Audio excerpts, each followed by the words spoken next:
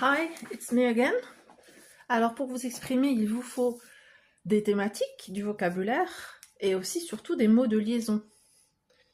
Donc j'ai décidé de faire une vidéo sur les mots de liaison parce que sinon on ne peut pas structurer sa pensée et à l'écrit comme à l'oral, on a l'air plus intelligent quand on utilise des mots de liaison. Link words in English. Ça va vous permettre d'enrichir et surtout de structurer vos idées. Donc les premiers mots de liaison qu'il faut connaître, c'est comment ordonner ces idées. Qu'est-ce qu'on peut utiliser pour ordonner ces idées?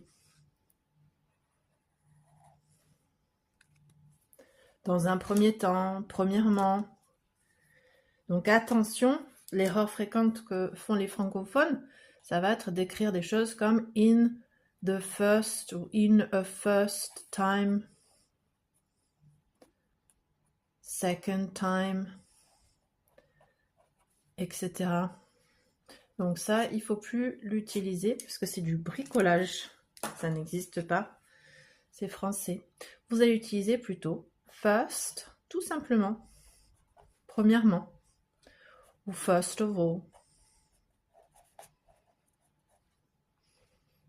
Le deuxièmement, ça va être bien sûr second, si vous voulez ordonner par l'ordre croissant. Second ou secondly. Très utilisé aussi then, donc first, then, pour traduire ce fameux après, ensuite. Attention à ne pas mettre after tout seul. After vient toujours après avec un groupe nominal. Par exemple, after work, after dark, after 8.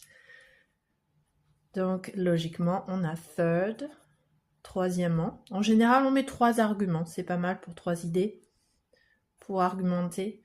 Et comme c'est le dernier, on peut également dire finally. First, then finally. Des mots de liaison pour opposer les idées.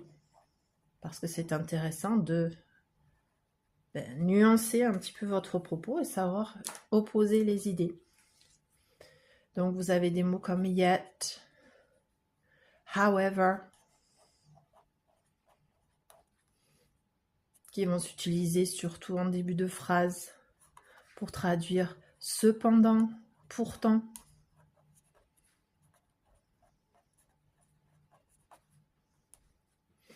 On the other hand peut être utilisé tout seul